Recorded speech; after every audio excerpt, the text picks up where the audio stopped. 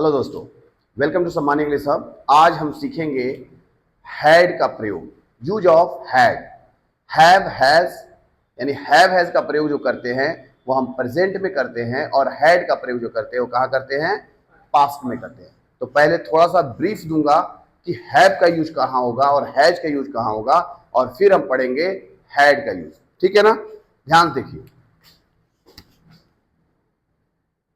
Use of have और has, ठीक है ना, ये प्रेजेंट में। ये यहां पर ये ध्यान रखना है, जब भी बात होगी किसकी, ऑनरशिप की। किसकी बात होगी, ऑनरशिप की। तब हम बात करेंगे किसकी, हैव हैज की। जैसे किसकी बात होगी, ऑनरशिप यानी ऑनर की। जैसे मैं कहूं मेरे पास एक कार है। क्या है, कार है। मेरे पास एक कार है। तो इसमें ये देखना है किसके पास, मेरे पास। तो इसका सब्जेक्ट जो होता है वो क्या होगा, सॉरी आई होगा। क्या होगा, आई होगा। क्या होगा, आई। और आई के साथ हेल्पिंग वर्ब लगता है have. I have a car. I have a car. अब यहां पर नोट में मैं आपको लिखा दे रहा हूं कि हैव का प्रयोग किसके साथ होगा, हैज का प्रयोग किसके साथ होगा। तो यहां देखिए, जब भी सब्जेक्ट क्या होगा, आई, यू, वी, दे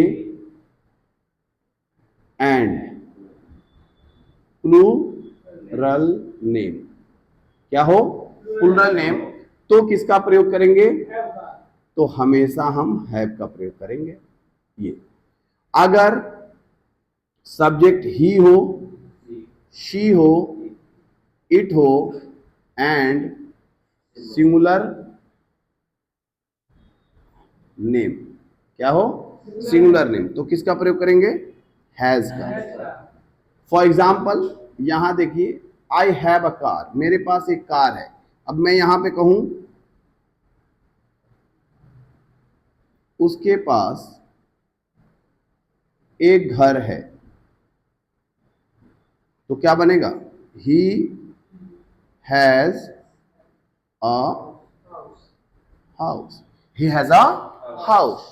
तो कभी भी सेंटेंस की फ्रेमिंग को देख के सब्जेक्ट के हिसाब से हैज हैव का प्रयोग करें। मान लीजिए यहां पर कह रखा है प्लूरल नेम। क्या कह रखा है, तो सर प्लूरल नेम का मतलब क्या होता है, प्लूरल नेम का मतलब होता है एक से ज्यादा नाम। मान लीजिए मैं कहूं, एग्जाम्पल के रूप में अगर मैं कहूं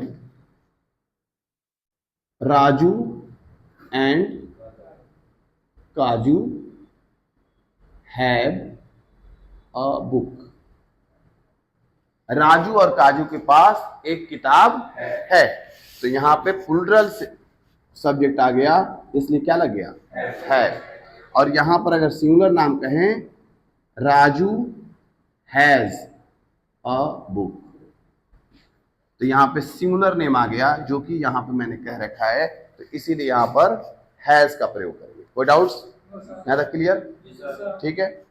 तो ये था हैव हैज का प्रयोग। ओके, ओके, देखिए कैसा है।